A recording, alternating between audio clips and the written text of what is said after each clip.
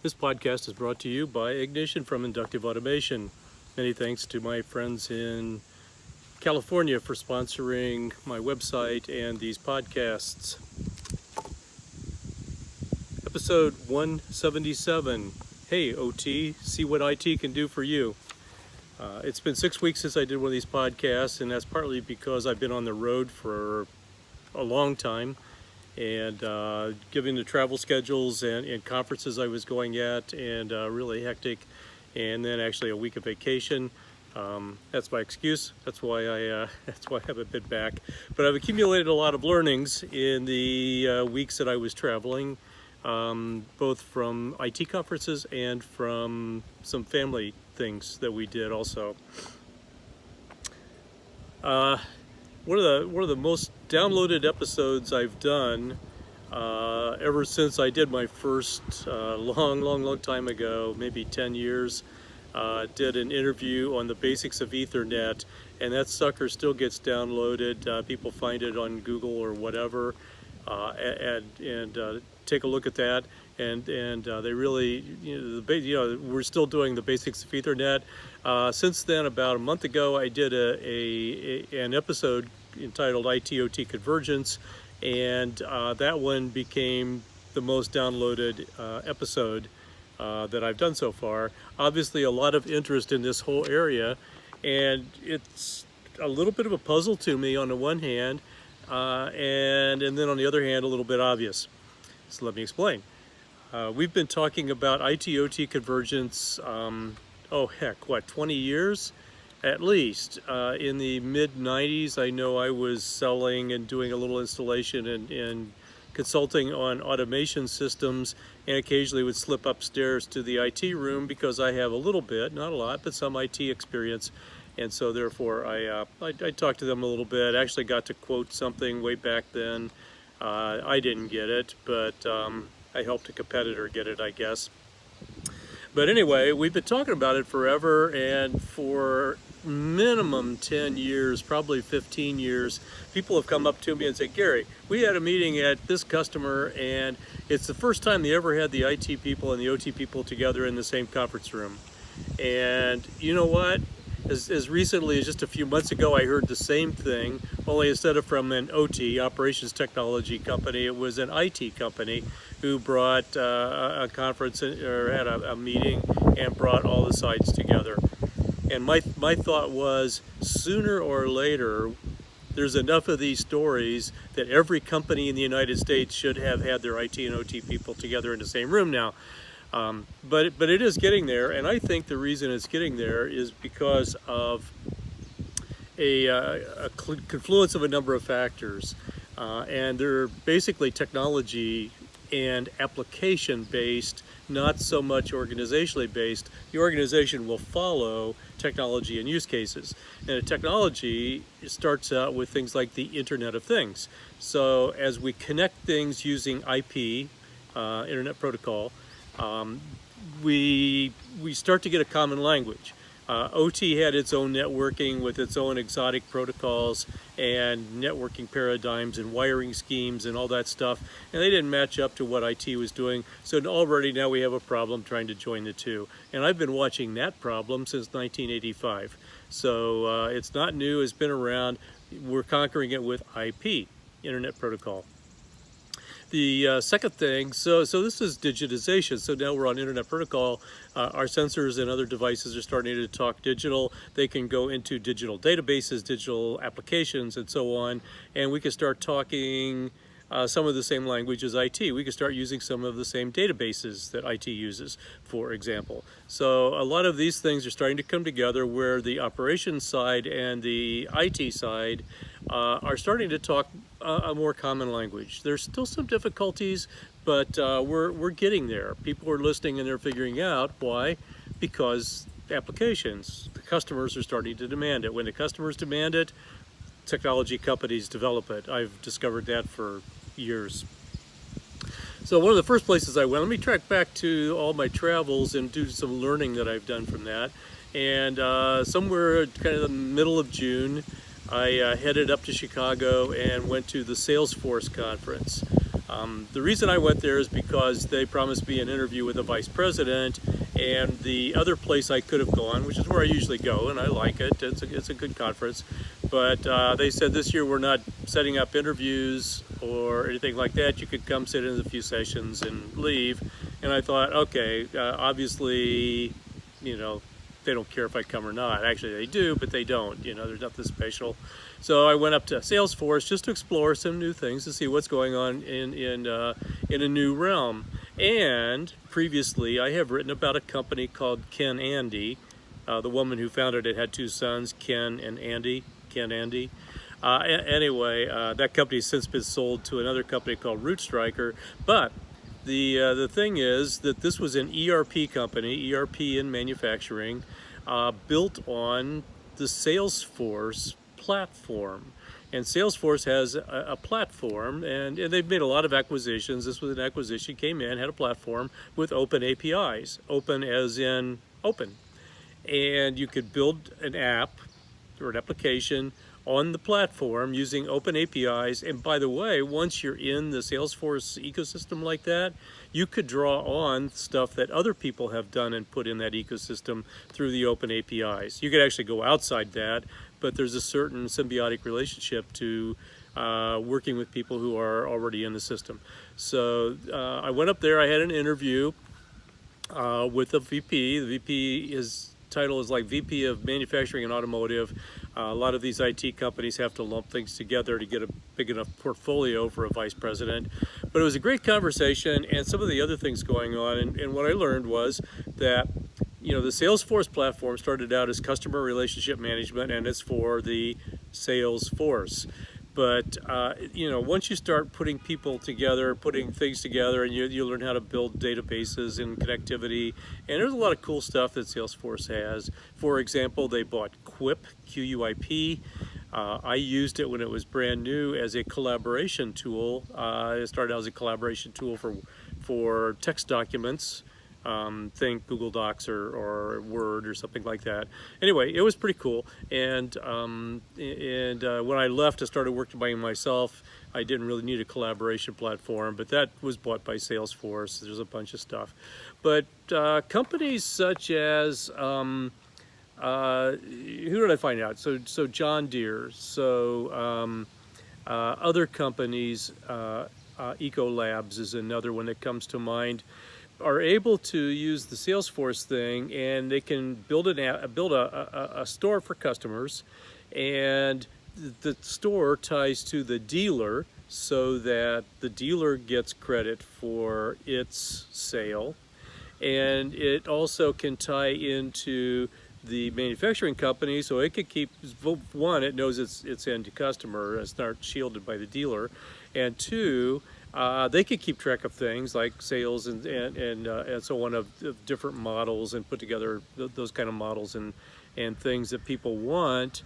Then the dealer also now can, because the sale goes to the dealer can get a contact with the customer and do service, and the service feedbacks through the platform back to the manufacturer, and which feeds back into things like tracking for warranty and tracking for other things, tracking for maybe parts that they need to resource from somebody else. Goes back into product development for what customers want and what's not working and so on. And so Salesforce is right in the hub of all that, and that's an IT company that makes it back. Now, it doesn't get back into controls and automation, but it does get back into the manufacturing company, which is part of the whole deal. That's part of what we need. So that's pretty cool. Now, I'm up in Chicago, and both of my kids live in Chicago, and I've got 2 grandkids up there. So this is going to tie in my first week of travels and my 4th week of travels all in a row. And both of the kids, I was not really an athlete. I was on the tennis team, but that's more fluke than anything else in high school. And my son was an athlete. And did pretty well in athletics, and so he's got 2 kids, and they're at the time 10 and 8, and so they're coming up, and they're pretty athletic kids, but they're kids. So I'm not expecting World Cup champions out of an 8-year-old, But anyway, the older one plays baseball, the younger one swims. So I went and I saw a swimming meet, and I'm not familiar with that at all. And those are pretty cool, really well organized. A lot of manufacturers should go to a swim meet and see how they organize. You could probably organize your plant a lot better. But anyway, that's good and that's cool. And so my granddaughter's swimming and doing very well, and I'm happy for her. And then I watched my grandson play baseball, and baseball's, so now we're starting to get a little bit different in the sense that they're on the field a long time and they come from bat for a long time and all this kind of thing. And we get a lot of fan participation, which isn't always good. I've dedicated my entire adult life to youth sports. I don't know why, it just happened. I started out at 16 umpiring baseball, and then I got into soccer, and I've coached soccer, and I've coached baseball, and I referee, and so I've got a lot of experience trying to develop kids, both as players and as referees, and I've seen the good, the bad, and the ugly. And what I want to talk about through all this is something called mentoring, and something that we can all learn from, because we should be mentoring the next generation. I was at a conference where an old guy was knocking millennials, and I'm thinking, you fool, you're going to retire, you're going to need those mental, you should be developing these people. And instead he was talking about how they only go to YouTube and stuff like this. I thought, wow, that's genius. I go to YouTube if I got to fix a plumbing thing or whatever. So anyway, you should be mentoring. And the thing I want to point out about mentoring is what I ran into was basically two types of coaches. So we had a game, and it was a tournament. The second week, well, both weeks were tournaments, and the second weekend I was there, was their big, their league tournament, so it's a big deal, and it's the end of the season thing. And we started off the first game on Sunday, and the kids played a lot of games. I tell you, I really respect 10-year-olds that could play 7 games, or what did they play? 3 plus 2 plus 1, 6 games in a weekend in the hot sun. But we started out on Sunday, and one of the coaches, she's just raising Cain, and I was talking to the umpire at a break later in the day, and he says, he said that one coach just got all irate, and he was swearing and F you this and whatever. And I said, oh, that's why I like soccer. I would have just pitched him and sent him to the parking lot, and then things would have calmed down. And he just looked at me, because at baseball you take it, I guess. But and this is before the game even started. And when the game was over and my grandson's team had won, and I obviously wasn't my grandson's coach, but after they won, there were parents that just couldn't let it go. They couldn't believe they lost, and they couldn't let it go. And they're yelling, and it's like, this is stupid. So I go over there like my soccer referee thing, can I separate you? So that's the bad side. The good side is like my grandson's coach and the whole staff. There's a few assistants. And when he wrapped it up, after they won 4 in a row and finally lost and they were out of the tournament, he takes them over and he says, hey, you guys had a great season. And he went one by one and told them all, what they did this year to improve. And every one of them, I saw them early. I saw them their last game, and tremendous improvement, which is great. That's the name of the game, is to teach them. And the other thing was life lessons. This is what did I teach you about life lessons? I taught you to look after the little things, take care of the little things, take care of this, and he went through 2 or 3 things, which is all you can ever tell kids. Don't ever have a great big long list. You just go, here's 2 things I want you to remember, 2 things I want you to do and I work with. And I thought, what a mentoring job. He's coaching baseball skills, but he's coaching life lessons. And I always thought through all my soccer work, that's what I tried to do, is teach skills, but teach life lessons. As you develop skills, you develop confidence, and then I teach them to show up on time, dress properly, make decisions, stand up for themselves when somebody's arguing with you, and all those things you have to do in athletics. And so, anyway, there's the mentoring thing. If you're not mentoring, go find somebody to mentor. You need to bring some people along behind you. If you ever, the phrase used to be, if you ever want a promotion, you got to have somebody that can take your place. And the best leaders in anything are the leaders that bring in people stronger than them and teach them, and then let them do their job and encourage them and bring them along. And that's absolutely the best leaders you're going to find. The next trip I made was a purely IT trip to Hewlett Packard Enterprise. They call their conference Discover. And they have a very strong manufacturing presence now. They have several people, executive level titles, that are working with manufacturing. Once again, this is not a control company. However, the VP general manager of one of their groups is Tom Bradich. And I first met him at National Instruments. He had come from IBM to National Instruments, a pure OT company, and then went on to HPE, and he's now leading the edge computing group. And so he's all about the edge, and he ties into the IoT group. But they're all concerned. Now, some of them, like Dr. Tom, is concerned as much about other things than manufacturing, just whatever's edge. But they take their very powerful compute platforms for server level and enterprise level, package them up, and put them in an industrial package and sell it as an edge device for all kinds. You can do analytics, you could do data collection off all the sensors. One of the speakers that I met was an engineer who did offshore oil platforms. You can't go out there all the time. It's a dangerous trip to go out and visit one, so you don't do it often. And so they stick one of these devices out on a platform, and it's got lots and lots and lots of memory, lots of compute power, good networking built in, and they use that, and it's been just fantastic for him. And it was a great conversation I had. There's a refinery. It's a small chemical refinery. It's not a huge petrochemical place.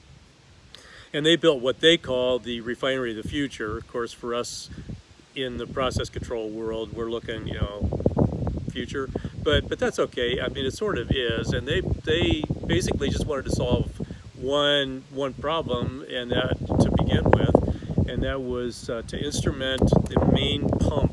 That if that thing goes down, they go down. And of course, we all know in our industry, you don't go down. You just can't. You can't just shut a refinery down. So it was really cool, and I've talked about them before. It's a Texmark refinery, and so we talked to them quite a bit, and that was kind of an eye-opening when I first was introduced to them with the HPE people, because we were in a little conversation with just me and a couple of HPE people. And I said, well, you realize, a refinery only shuts down maybe once every 7 years. And they looked at me. I said, yeah, 7 years. They have a whole department that plans every minute detail for when they shut down to fix things and upgrade equipment and all the different things you have to do. And so that when they shut down for this specified period of a few weeks, that everything is taken care of, and it's like all planned out and everything, and it goes back up, and they don't want to shut it down again for another 7 years. I mean, the thing's got to run. And of course, we've all known from the manufacturing side and the production side that IT people don't have that same mindset, but they're learning. They're willing to learn. They listened to me and said, "Oh, okay, that's it's kind of like that. That's why that happens." So that was quite a thing. So they've got, I talked to a lot of manufacturing people. They're calling on manufacturing enterprises, selling those edge device modules and IoT practices and so on. They don't sell sensors, but they do sell connectivity. They have Aruba. Aruba is a very powerful Wi-Fi access point and networking system and so on. So they have a lot of things. They have service. They have their Green Lake service thing and sell services on top of all the platforms, and they'll work with other platforms. So HPE is kind of an infrastructure, we would call it an infrastructure company that gives us, so all the sensors and instrumentation that feeds the control system. We also need that data for optimizing a plant from other levels, and maybe tying into ERP, and maybe tying into MES, tying into customers in the supply chain on both ends and so on. And so HPE is in the thick of that, and so that's where Internet of Things fits in, IP networking from instrumentation and sensors to the customer at the end. I talked about the edge devices, just a little bit of theory. So we had Internet of Things, and so in production manufacturing, we've been tying sensors and instrumentation to an intelligent computing device for 30 years or more. some of that's kind of new to a lot of people, and so all the data coming in from the field, and then putting a compute device in the field that could collect all that, do analysis, just batch send up what's important to the cloud rather than feeding everything to the cloud. Although you can do IoT to the cloud, that's OPC UA PubSub. And if you need to send stuff directly to the cloud, you can do it. That's easy. That's cool. But a lot of times in our industry, there's too much data. There's just way too much to send. The bandwidth would be astronomical. So that's what I picked up. That's just a smidgen of what I picked up at HPE. I read my blog at themanufacturingconnection.com, and you could see a little more in-depth write-up on that. And that kind of leads into some other things, but this all wouldn't work without all this mobile HMI stuff. HMI has come so far, so it's just amazing. And the mobile HMI is fantastic, and I'm talking anything from your iPhone and Android phone to hardened devices and hardened tablets. And that sort of thing. You can now send operators into the field. Maintenance technicians can go out and see schematics or data they need, or troubleshooting tips they need, or drawings, or whatever it is. That's another aspect of IT and OT type technology coming together. Then I went to Siemens. It was Siemens Automation Summit, and this is the part that it began as the process automation users group, and of course it's broadened since Siemens has acquired it, and a lot of people there. It's a good conference, a lot of ideas. I guess what I learned there is not necessarily that there's anything breathtaking about automation itself. We're doing control. They've had good control platforms, and they continue to incrementally add to them and make them better and faster and smoother and easier to program, and all that stuff that all happens, and that's all good. But I guess what I would say is Mindsphere is coming into its own. If you don't know what Mindsphere is, that's Siemens' version of an IoT platform, and they've gone through 3 generations. So the first generation was kind of like, hey, Gary, here's Mindsphere. Oh, cool, what is it? Well, I don't know, it'll do a lot of stuff. And in the second generation, they developed it a little bit further, and it had some uses, and they sent it out, not in betas, really kind of alphas, to customers, and the customer feedback taught them what the particular use cases, and they refined their whole idea, the whole thing, and came out with version 3, which just came out, I forget, fall or spring, not even a year ago. And so now it's really settling in as a platform, much like I just talked about Salesforce platform. So it's a platform you can build apps on, third parties can build apps, it's got open APIs. Siemens has really gone open in their old age here. I don't know what's up with them, but they've embraced OPC UA, for example, and wholeheartedly. I mean, I don't see anything under the covers that suggests that they're being nefarious or anything.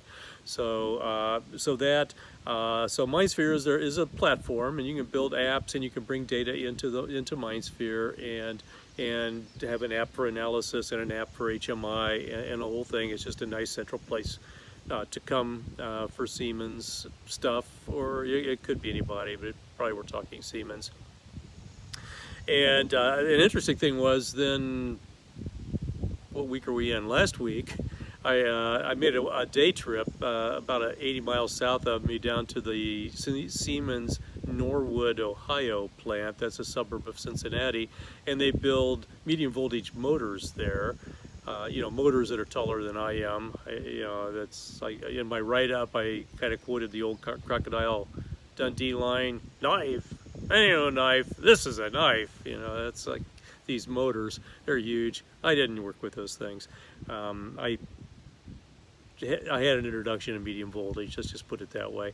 But anyway, the thing about that is, 2 things. One, going down to the plant, and I've seen it. It's 120 years old now, and they've showed me pictures from 120 years ago. Well, almost. And and recently, and the last 10 years or so, they've really been upgrading. Siemens has really invested in the plant.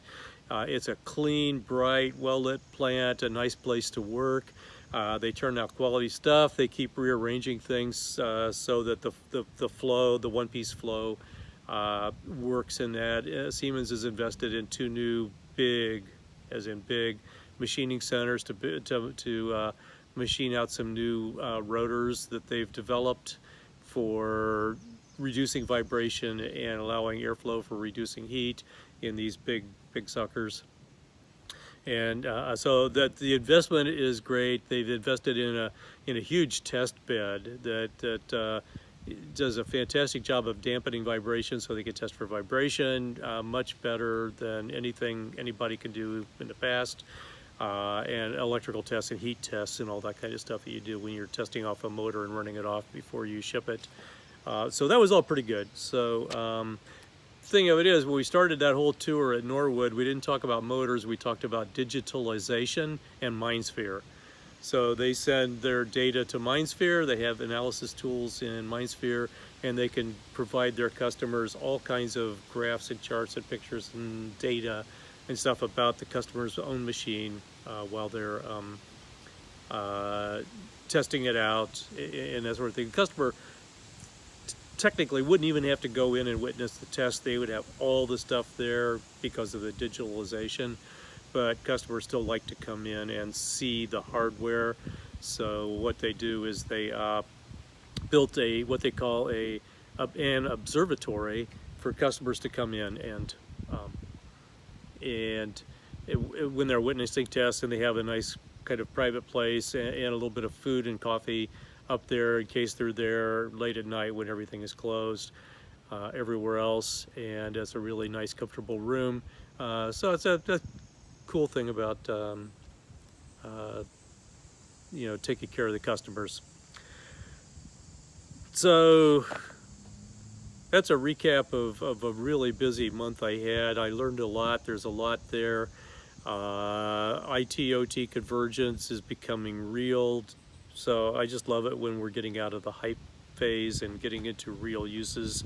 And they're there. These IoT platforms are getting real now. It takes a while. You have to develop a lot of stuff. But you're going to start to see third-party apps in these little app stores that everybody will build. And it'd be a great way for startup companies. You got a little startup software company, you can do a cool app. Hey, build an app, there's open APIs, put them on Salesforce and Mindsphere and PTCs, everybody else, just maybe it could learn to a resurgence of some really cool small entrepreneurial companies in the automation control and IT and OT space. Anyway, this is Gary Minchell. This has been episode 177 of my podcast, which has been running for over 10 years. And once again, this podcast is brought to you by Ignition from the fine folks at Inductive Automation. Thanks for listening. Pass this around. Send it to your colleagues and friends and tell them they can hopefully get some useful information out of all this. Have a good day. Thank you.